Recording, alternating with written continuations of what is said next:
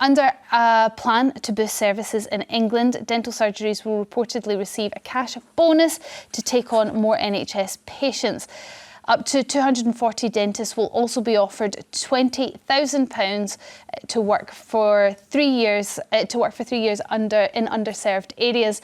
It follows reports of hundreds queuing down a street in Bristol earlier this week to sign up for a new dental practice there, in the latest demonstration in the crisis being faced by the NHS. But are cash bonuses really the solution, or should dentists just suck it up and take on patients without any extra cash? Sally, I'm going to talk to you only because you've got experience, not in the dental world, but in NHS. So, it's a £20,000 bonus to work in areas of England with the poorest access to NHS care. This is not the first time within the NHS that cash incentives or boosts are given to practitioners across healthcare to relocate to new areas. So we're talking about asking people to relocate potentially or commute miles and miles and miles away from their base to work in an area that is challenged. The work that they will do will be difficult. They'll be seeing people who've not seen a dentist for many, many years, who will require extra work, extra hours, extra time on the teeth. It's not about, you know, the way that it's being spun isn't really quite as it is. It's a whole load of things: relocation, new teams, maybe extra staff being brought in to help with this. So I think, as a dentist this morning was saying, I was listening to, said it's a start, but it's a filling. Pardon the pun, but it's just a filling. It's a temporary filling. It's not fixing the whole problem. What is the whole problem? Well, the figures.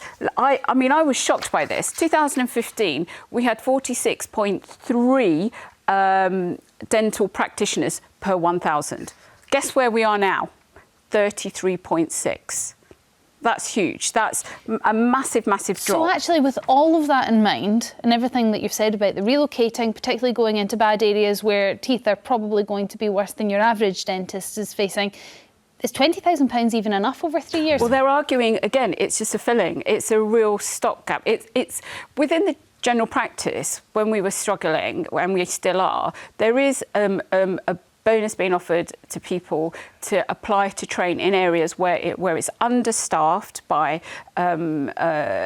general practitioners, where there are low rates of general practitioners, and where there are challenges in access to healthcare. The work is going to be immense. It's hard. You're going into a challenging workspace. Is it enough? Well, they're arguing that it's not. And a patient that is going to require a ton of work, because they haven't been seen for a while. That's not even going to be made up even with the £50 extra that they'll get. What do you think, Wilfred, as a businessman, putting your businessman's head on to these dental surgeries, £20,000 is quite a nice boost, isn't it, when you're starting out? I don't believe in this, and not only don't I believe in this, I do not think this is actually going to work. I also believe in, you've got to do things towards a social good, and the easiest way to sort this problem out is to say, if you are a dentist, you have a responsibility to have a certain percentage of those people on your books who are the national health patients. That's what you should be doing. The idea that you could actually operate knowing there's people who need your help, and you're not saying, right, 10% or 5%, whatever it is, has to be NHS problem. It'll get rid of all of this stuff. I mean, people having to queue for hours because there's one place in Bristol, in St Paul's. This is the height of madness, really. And what we're seeing here is exactly what could happen in the National Health Service generally. And the people who will suffer are the poorest. Now, I tend to be on the right of politics, but I do believe there are certain things about doing the greater good. And having these people on your books would actually help out. I mean, so the dental training... So I agree. I am on the left, and I always sit on the left. But I think it's probably because I see things from a very realistic perspective from the ground. So essentially, healthcare workers across the board, whether it's dental or medicine, are being asked to work for nothing. And that doesn't really work in any other sector. Not for nothing. Well, it is, because if you are... you will, because you will get paid up until a certain point. The extra work that you're going to have to put in is going to be for free. You are not, whether it's on your NHS, within your NHS budget or your private budget. For, you know, seeing a patient who's not visited a dentist for 2 years, you'll get an increase of cash of up to £50. That's not going to cover. If you were to tot up how much it costs you, your practice. But that's but that's your charity work. That's what you do. You say, right, okay. So everyone has got to do charity work. That's exactly what I'm trying to say. I do it, but not everybody does it. If you're a dentist, you say, right, part of me doing my social good is a certain percentage. I'm going to do it charitably. But what about the government then? What about this shortfall of how much? 8%, I think, well, over it's the 8%. last 10 years. 525 million drop since 2015. Well, why don't we start by putting that up back to where it should be, and then we could, I think, if everything was made equal, if we were financially where we were supposed to be and not with that over £500 million deficit, then we can think about it. But it's having that drop and then asking everyone else to make up. Is it not that we not have a lack of dentists, and that actually that's why people aren't being able to see a dentist? So it comes up again. It came up with the junior doctors striking. It comes up time and time again. Is it not fair to say, because medical degrees are subsidised by the taxpayer, that actually if you're going to be trained in this country and you wish to be trained in this country, then you have to provide 3 years of service to the NHS. You don't just go off to another country whatever point you would like. Well, it's a global market, and it's not about going off to another country. But, you know, you look at what your work and work-life balance is.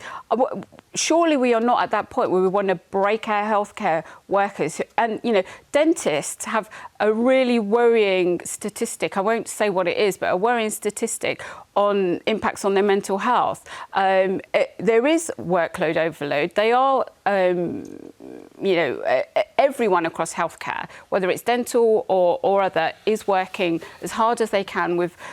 I still am staggered by the fact that we have got such a drop in money and funding, over 500 million.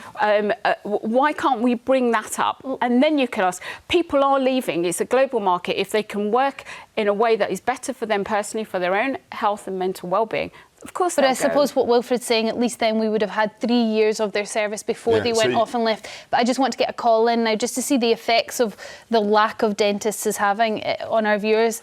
Shasha from London, you're up first. What's your experience with the dental care in the NHS? Hi, good morning. My daughter, she has really suffered with that for 3 years. She got her first appointment after 3 years of wait. And we've got a picture of your daughter here. Can I just ask how old she is?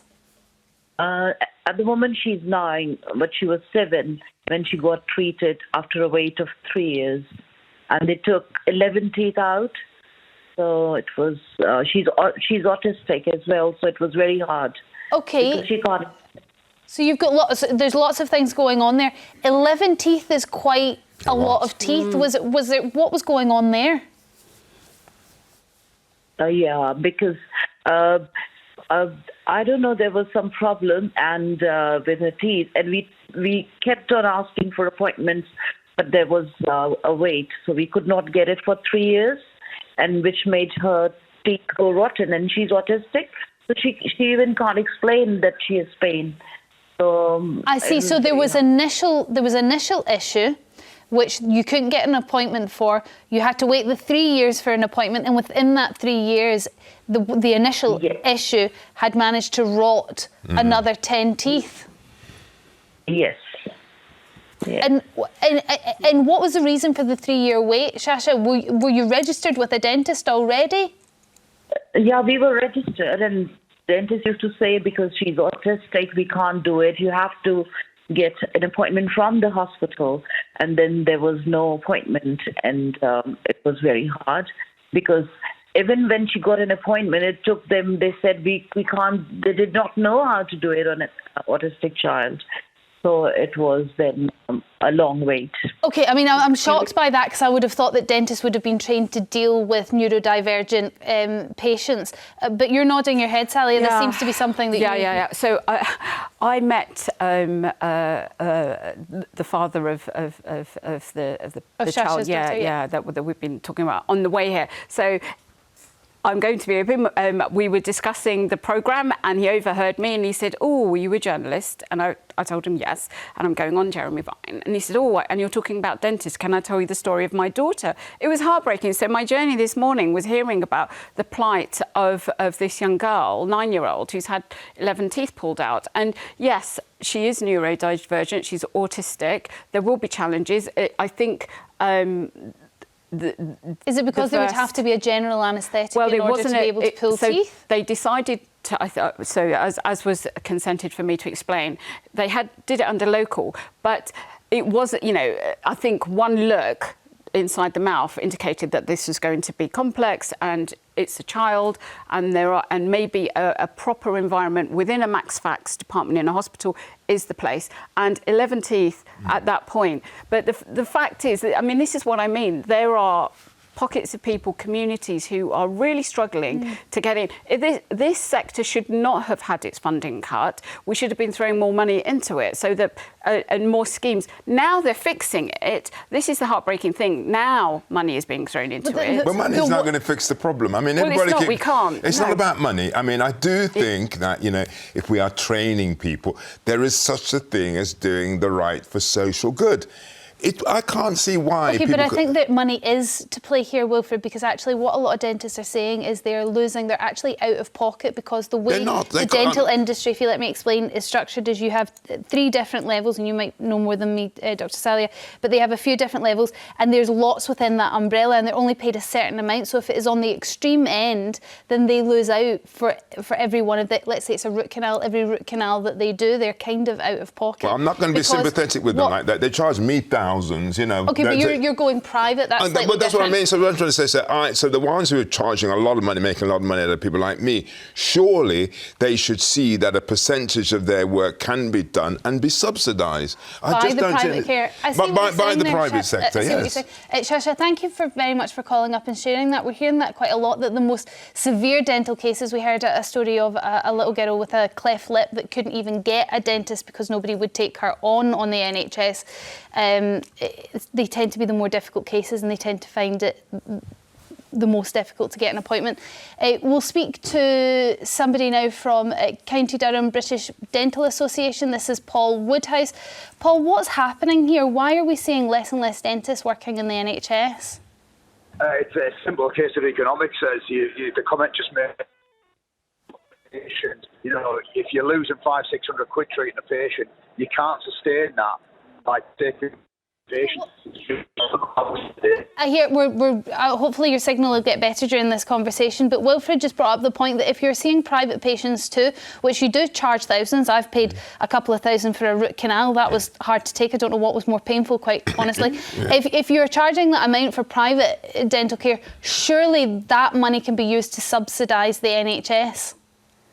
Well, that money's used to pay for the mortgage, for the staff, for the equipment, for the roof that needs repairing, the chairs that need fixing. Dentists are businesses. We have to make profit in order to stay open. The NHS don't pay the market rate for treatment, and if we're losing money, people will only take so much. I can't go to the supermarket and buy baked beans on goodwill and good gestures, unfortunately. It's interesting, Paul, you're giving the same argument that nurseries are giving now with this whole extra free childcare for children 2 years old, that they're not paying the market rate, and so a lot of nurseries can't provide that sort of care. What do you think then about this £20,000 in sort of dental deserts? Do you think that'll encourage dentists in? Is it enough? Paul? Oh, I think we've lost you. It was a difficult signal there, Paul, but we caught enough just to get a glimpse of what the issue actually is, and it does seem to be about money. It is economics. Thank you very much, Paul. Thanks for all your calls on this.